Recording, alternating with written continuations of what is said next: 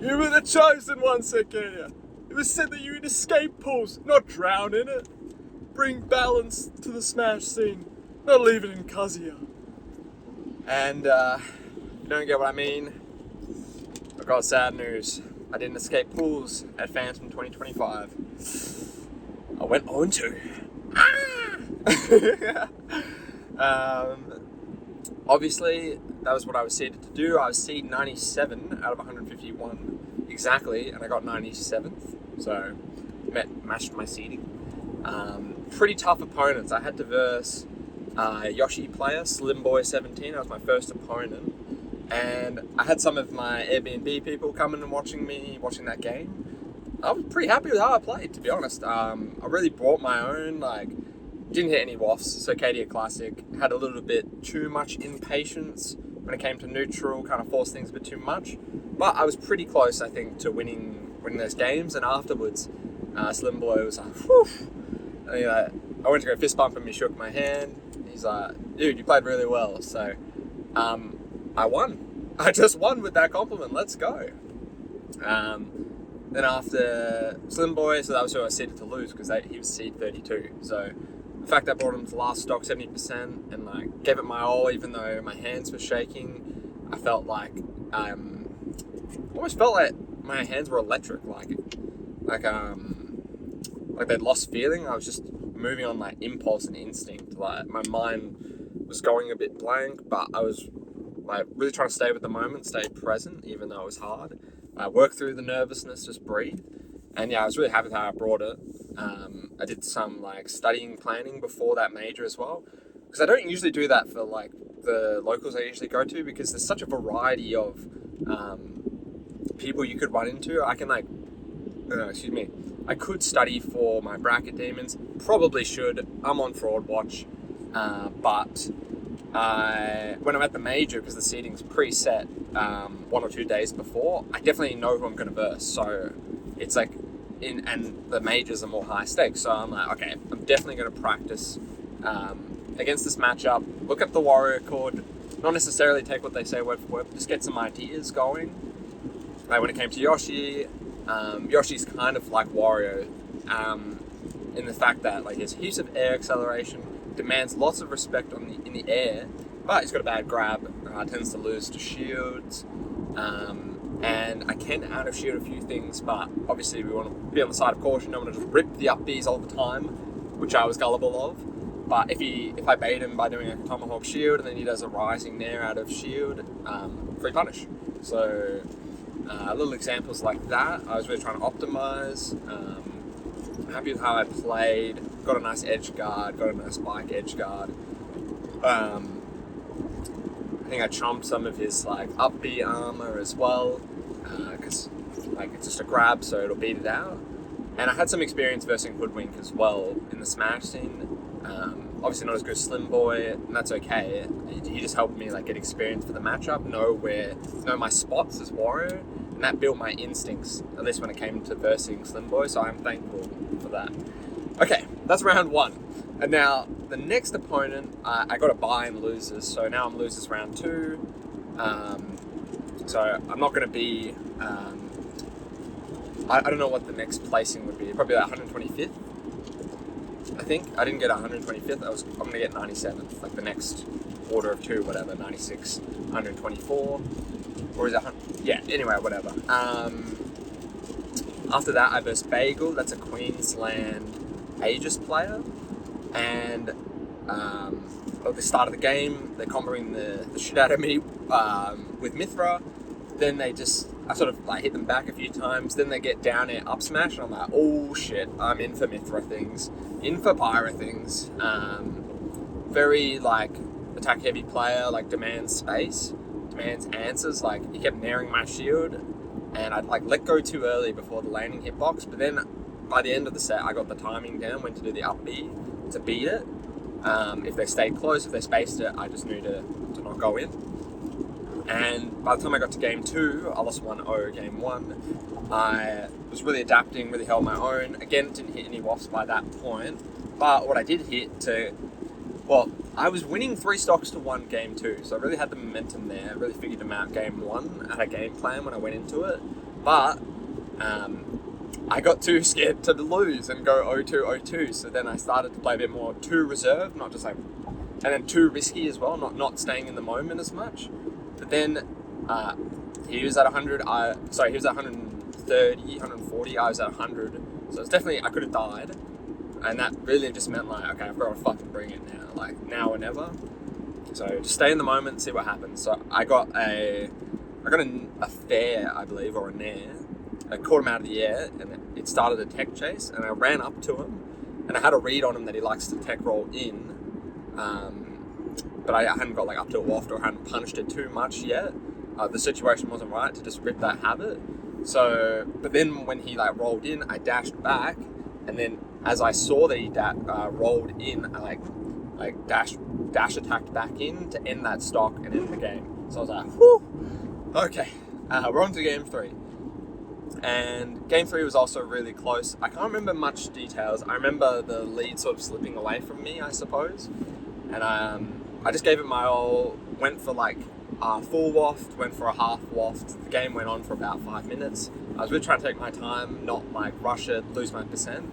And it just sucked, but ended up losing 1-2. He was playing really well, so kudos to him. And that was it, 0-2 out of my pools. But that experience at FAM 2025 was not just from my results, it was from all the friendlies I had, the ladders I did where I made like a 2-0 run, beat a nice guy, all the nice people I met, like Thrillhouse, Wario player from New South Wales. He was the first person I did friendlies with, actually. I saw a Wario, I was like, oh hey, how's it going? So that's when we met. Kind of reminds me of Tame Impala, to be honest. I ran into the other Wario from Victoria, DD or Bard of Iron, Bradley. He forgot my face from Journey to the West, but then I told him I was Cyrcadia, and he's like, oh, you're that Wario that posts banger clips on Twitter sometimes. Holy shit, I'm keeping that in the compliment bank. You couldn't have said anything better. That is exactly who I am. Bradley, you did not forget me, you just forgot my face.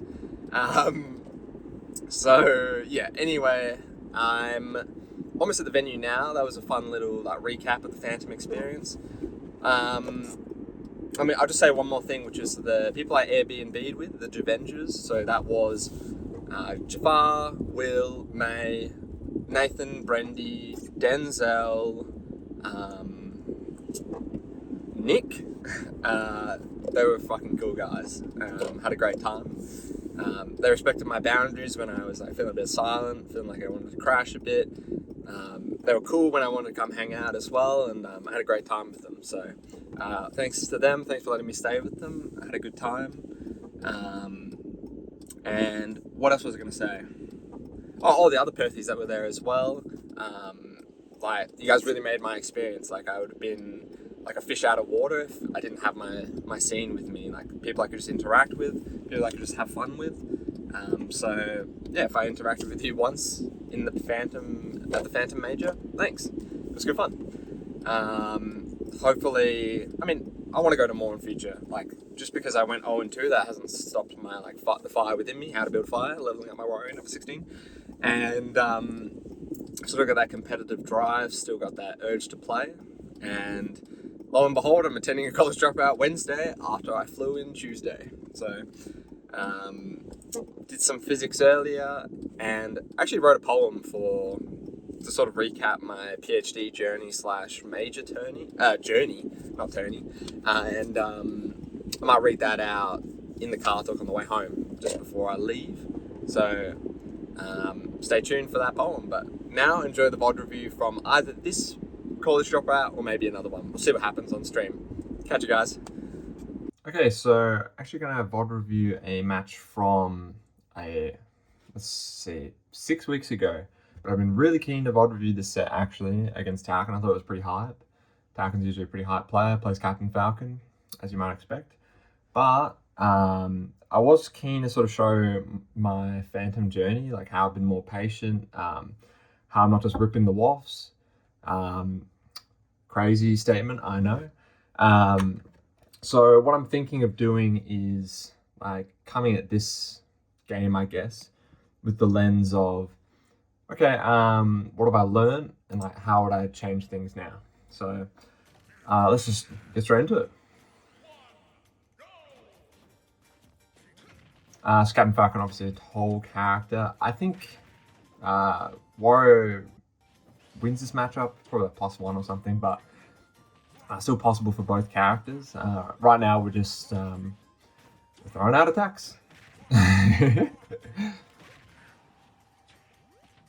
Just showing our movement, I suppose. Like, we can just navigate the space without actually hitting each other. Yep. Let's see. Like that. I had the right idea here. Like, I sort of, I'm waiting to see what he does at this spot. It's kind of like an awkward spot. Is he coming like here? Is he going center stage? Obviously, you want to cover the center stage area. That's the more prioritized area. But I thought maybe he was coming down to this platform. So I think I could try to meet him here. Probably not the best spot to try and meet him, to be honest. I should try and meet him. If I'm going to go for something with this idea, I should try and meet him on this platform when he lands. So as he comes down, I might just wait and then try back air. Or maybe go to the platform up tilt as well. That's pretty tricky, pretty smart. But he ends up, I think, coming just down here. So I could have covered with like an up air, just like seeing if he comes past. Does he attack aggressively? Could I have just fast fall and gotten something like up tilt? That's sort of the ideas, I guess. I had to keep my advantage. Oh, right idea, but just bad execution there. I'm pretty sure I meant to short hop, just like short hop, get up air here. End up just full hopping, getting up air. And then I just do now, like, yeah, get me out, get me out. I like that, just not rolling, not panicking, just waiting to get up. Woo. I found my spot. Bike just lingering around there, like that. So again, yeah, she just clips him. We trade blows. He goes for me. I go for back air. Eat the bike for health. I like that pivot grab, but just let's see.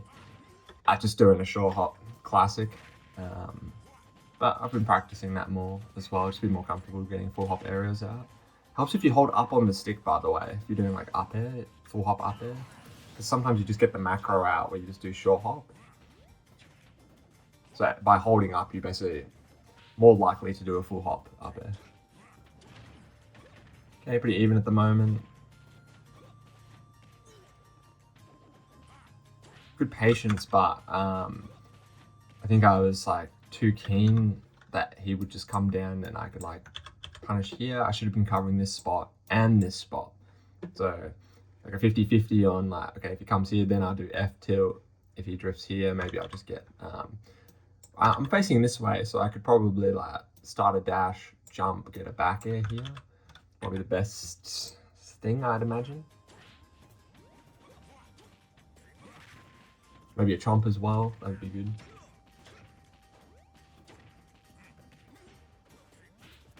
That is so annoying, by the way. I've hit so many people with that. It's like when you do nair up here at full hop height, as you come down, you've got the first nair hitbox as it lingers. But then Wario keeps his tummy out, gets the nair 2 as well. So sometimes people like let go of shield after the first hit, thinking, oh, it's over, but there's like 2 hits there. Nice knee. Decided to go low. Talcn doesn't want to follow me down there.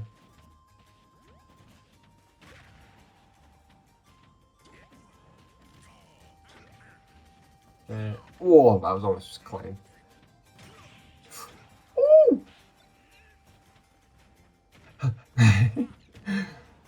Pretty tense at the moment.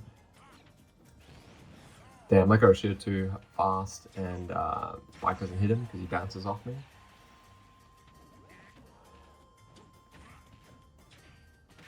Yeah, I like that corner reversal. So managed to just get up.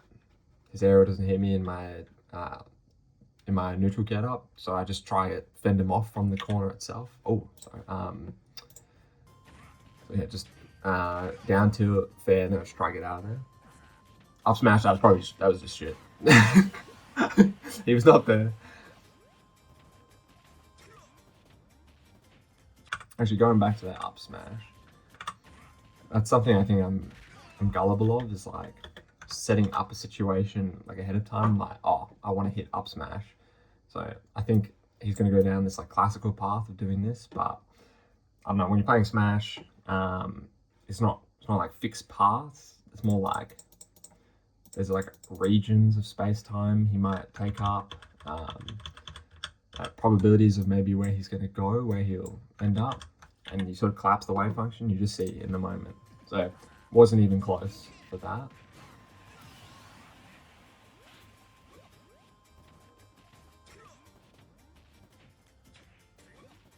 Okay, I'm just playing it slow, letting the waft be like an inevitability.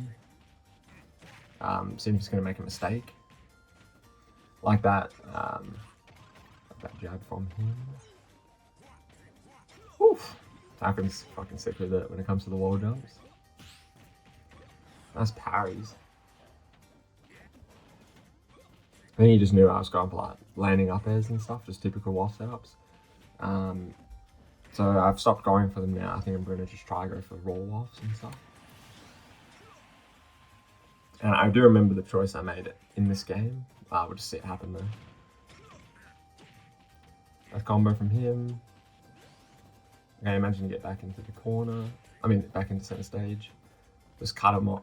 Like movements like this basically are just like trying to get him from just taking the center stage, make him work for it. They had the right idea of that juggle, but again, it's just I picked my spot to be here, but as he's falling through, it's kind of hard to meet him there. It's better to sort of meet him where his landing lag is, or rather than just trying to meet like cross paths like this. Like I can like do a soft path like this, so that when he comes down, I have time to react and meet him.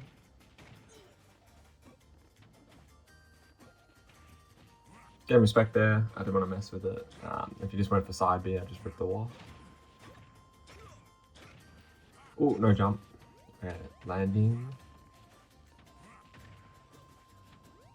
Yeah, I like that. I'm not just in full waft mode. I'm actually just getting my damage in as well, trying to win that way. Because sometimes I'll just stop damaging. Ah! So again, right idea. I saw the up smash coming out, and I just tried to waft immediately out of disadvantage.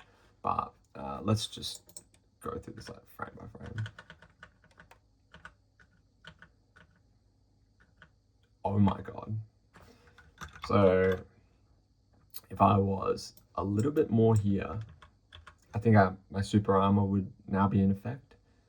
So I would have got him. That's just unlucky. I think as well when I got hit by his like down air here, like Falcon's up smash, he sort of like curves his leg around like this and like moves his like body away. So they sort of just misplaced it there. But the right idea, I think, just didn't work out. That was it. But I'm still going to play the game. It's not over yet. And because I've actually just racked up percent, he's not still at 60%, which is like typical waft percent. I can still win the game. I think I was liable of like, oh shit. Yeah, playing too slow, not trying to rack up my percent. This is pretty scary. Grandpa reactions there on the recovery. That was scary. Could have got like up smashed or like something more, I guess. Maybe a knee. Okay, definitely a losable spot here. And that closes out. So if you didn't know, Falcon has like a jab, jump down B setup that usually shield breaks people, or at least shield pokes. But Wario's got a big boy shield, lots of health, so I'm one of the few characters that can actually live this. And good option selection as well though, out of shield once you've done it. because I could up bead and it would send either way. Nair fair is not going to kill. I could maybe jump and back air, but I might jump down air. So I like that choice because I know I was going to kill as well. And that's it. So pretty cool game, pretty hype game. I was keen to commentate it, VOD review it, sorry. And I'm keen to see like sort of the improvements I've got from Phantom, see how it goes in bracket because it's feeling good. Okay, so I'm pretty happy with that tournament today. Definitely, well, I don't want to jinx things, but I am feeling a Phantom Phantom buff, and especially when it comes to patience. That's something the Victorians really taught me. Like, I think I tend to force the issue a bit too much.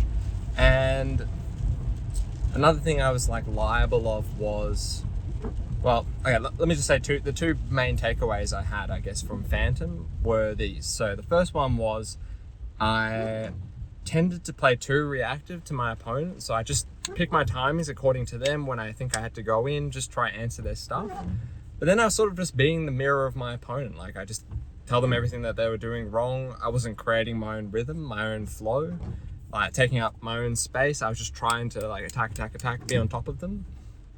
Or I'd just be too far away. So now I think I've got a good balance of sort of, how should I phrase it?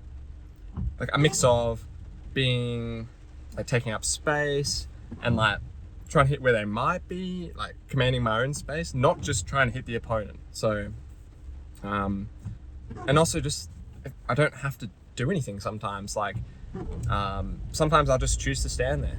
I'm not feeling threatened, so I can just wait, watch, and then choose whenever I want to do something. So that was my first big takeaway from Phantom. And the second was comparing Smash to physics, which is, if you didn't know, that's my job. I do a PhD in physics, so physics has been around in my life a lot more than Smash has. So it's been around for about 12 years or so. I've been doing physics. And it's helpful to sort of like merge those two hobbies together. So merge my understandings of physics when it comes to Smash. And I mean, at the end of the day, Smash is a physics engine. So I can sort of make those comparisons, and I think that's valid.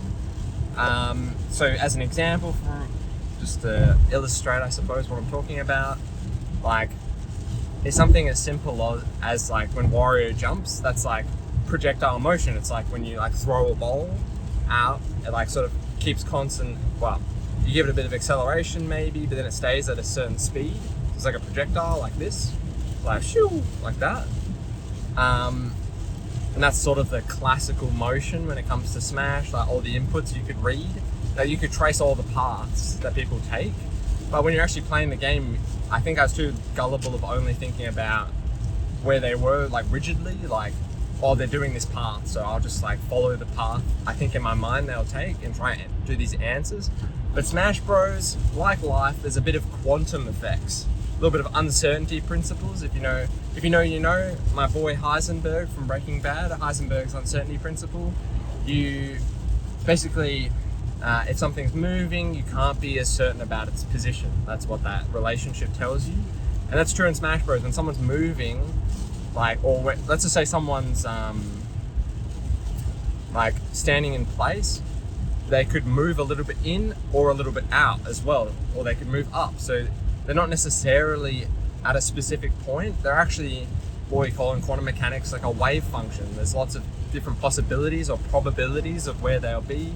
Like, certain people will have more probabilities of doing certain things, but you can't know for sure where they are. You can only know in the moment when they collapse the wave function and you measure it, you observe it. So a little bit of a nerd out when it comes to that, but finding a lot of success when it comes to like linking the two things together, physics and Smash Bros. And I think I'll keep doing that like a nerd because why not? It's kind of fun. And it's definitely helped my understanding when it comes to Smash Bros, when it comes to like analogies or imagery or understandings of things. And low-key, I might do a lecturing my Wario series, leveling up, lecturing my Smash Bros, like comparing physics to Smash. I don't know, I don't have a name right now, but I don't know, I think it'd just be kind of cool to lecture physics at the same time as doing Smash Bros. I don't know, if it's a cool idea, let me know, but I think it'd be something neat, like just to sort of, I'm not here to just like teach physics, I'm here to teach Smash Bros, but through the lens of physics. So if you learn something, you learn something. If you're doing it at school or uni, tune in. And if you don't know physics, that's okay too, I don't mind. I'll try to tailor as much as I can to like a beginner, try explain concepts. Speaking of physics though, I think in the car talk on the way to the venue, I mentioned I'd talk about a poem I was going to add to my new paper, because it's sort of relevant. It's like my PhD journey, my Smash Bros journey, my guitar journey, my gym journey, and my YouTube journey all sort of merged into one, like all my hobbies. It's like a big take on those. And turns out I can't do that because I was just going to do it when I'm at the car park, but I can't read and record. So I can't read on my phone and then record that. So I'll have to write it on paper, and then maybe I'll just like at the end of the video I'll just like read it out. So I'll try and tailor as much as I can to other people. Obviously it's designed for a physics paper, it's got some physics terminology, but maybe I'll put some like terminology like just like here as I'm talking, so you can like prep yourself or like read that and then research this. I don't know, I'll see what I'm going to do. Maybe I'll just have the poem up and you can look up your own terms and definitions if you want to try and understand it more. But I think you can get the understanding and flow without doing physics. So it's just tailored to living. It's my experience over the last 2.5 years, and I think it's a common experience to everyone. So just when it comes to like dogging it out, trying to explore myself via physics or Smash Bros, and feeling like the path I was walking was a lonely one, but it's built by small gestures, everyday gestures, and things I do, things other people do for me, like conversations or just giggles or someone just patting me on the back. That's all I need. So that's what that poem is going to be a reflection of, and if you want to stay tuned to that, that'd be cool. Now let's get into the actual tournament itself, because I went 2-2. Don't know the exact placing. If I had to place a bet, probably 17th. Didn't have a look, but anyway, my first opponent was Lisp. Usually I have lost in the past versus them when they played Game & Watch, but they're playing Math today, and that, well, I should say their Game & Watch is a little degenerate. They really forced the issue, but I now really understand how to play Game & Watch versus one at Phantom and ladders. Not going to get hit by the up B anymore. I know how to space. I know how to like take space or without just getting hit all the time by going on top of my opponent as Wario. But their Math was really good. I had to play really creatively, mix up my timings, and I think I was doing a really good job at those 2 tips I was telling you guys before at the start of this car talk, what I learned from Phantom. I definitely felt like I was moving better as well. I didn't get much experience or much warm-up before the tournament. I only got like half a set because it was raining like a motherfucker, and I did not feel comfortable driving when it was lightning and raining out, so I was a little late to the tournament. I'd rather cop a little bit late to the tournament than lose my life at the road, so whatever. I thought I was playing hot anyway on that first game 1, and then there was something from that game that was cheeky. I can't remember what I did. I think it was a few waft setups I got. I just like had a feeling they'd like jump from ledge, and then I just jumped up. When I saw them jump up to meet me, that's when I did the waft. Like I think I've got a better idea of like setting up my movement, and then I can actually react quicker once I'm there. Like once I'm in the setup, I can just react, do something then, rather than just sort of guessing their timings and then just throwing the waft away. I think waft is like, should be used as an inevitability. Like if you muck up, I'm sending the waft. I'm gonna get the waft here. So you better be playing your best. You better not fall for my setups. That's the sort of vibe I want to go on nowadays for waft. I'm still willing to rip the waft. If it misses, it misses, but I'm gonna try to be a little bit more patient with the waft, use it as like a scary inevitability, then yeah, I'm just gonna throw it away. So anyway, I won 2-0 against Lisp. I really wanted to verse Brendy on stream because that would be a hot set, because me and me and him, we played at the Airbnb in Melbourne. We had lots of games. I go pretty close with this Diddy, so I was keen to sort of versus Diddy on stream, but he was playing Inkling anyway. Was really happy with how I was playing though, and like he shook my hand after, said, yeah Josh, you're playing hot, playing a bit better, playing more defensive, like more passive, finding your spots, like taking up space the right way. Like for example, when I was in disadvantage in the corner, I might jump from ledge, but he kept dashing back, like rollering or just like F smashing or just punishing me for like trying to skip disadvantage. So what I'd do is I'd jump from ledge and nair, but then I just go to the corner. So I like put out a hitbox, or I'd fair or something, put out a hitbox, but I don't necessarily have to hit the guy with the hitbox. If I throw out a move, I can just take up the space. Now I'm on the stage in the corner, and now we can play the game again. And if he wants to challenge that, then I can start mixing up what I do from there. But that was sort of my answer to him dashing back and punishing me for trying to skip disadvantage. I thought I was finding some cool stuff. I think I hit the waft game 2. I was just crouching, and then he like came to hit me, and then I just wafted, I believe. I actually can't remember that match, but anyway. After that, I versed a new player, Stinky Fish. I was the one stinking up his bracket, what can I say? Wafted his ass. He was a new player, first time going to a tournament. But I was like, damn, he's with his friends. Like, this is such a cool vibe, because this reminded me of like my first tourney. Did not feel comfortable going alone. I went with 2 of my friends to Enigma 100. Everyone's wearing suits. It was a big event, and I'm out here like a bum wearing a jumper. Did not feel comfortable at all. Ended up going 0-2, and like I still had a good time, but like, I don't know, when it comes to being an O2er, you're not there for the results, you're there for the experience. You're there to see, like, test the water, see if like the community is cool, or they're just nerds who just give a crap about the game and like, oh, thanks for the O2, see you later. I'm focusing only on my top players. I'm there to sort of give people a good time. That doesn't mean I'm throwing and stuff. I still like try hard, but I get to know them. Like, if I never see them again, whatever, but like, I want to be that link for the community. If like, I meet a new player, I'm like, oh, hey, how you doing? Like, what's your name? What do you do? Like, just get to know them a bit. And I think that's just a cool thing to do. That's just my strat, I guess, when it comes to playing new players. Welcome them to the community, tell them, oh, that'd be cool. Like, they're cool, if they are cool. Which they usually are anyway. If you're a Smash player, usually you're cool in my books. But anyway, usually they're cool, they're all different walks of life, and like, it's a good chance to interact with them. Like, my last name's Pinelli. I work at Pinelli Wine sometimes on a Sunday, and my vibe when it comes to conversation is like, I'm just genuinely interested in the other person. Like, I think that's the vibe to have. Like, people really resonate with that. They're like, oh, this guy's actually listening to what I'm saying. Like, he's not preaching his own agenda.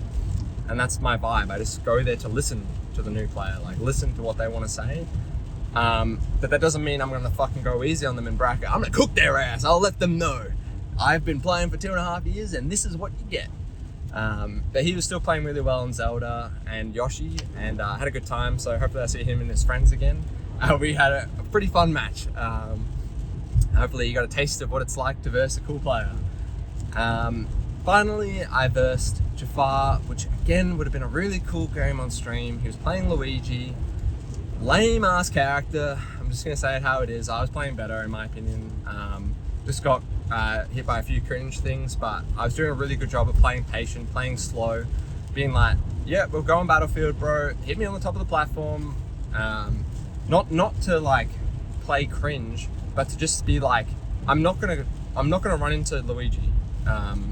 Like, I'm not gonna give you your hits for free. Like, you've got to earn your hits on me as well. Like, if you're just gonna play lame and play back, I'll play lame and play back. So it's just, I guess that's my strategy nowadays when it comes to versing patient players. Is that you got to play patient back.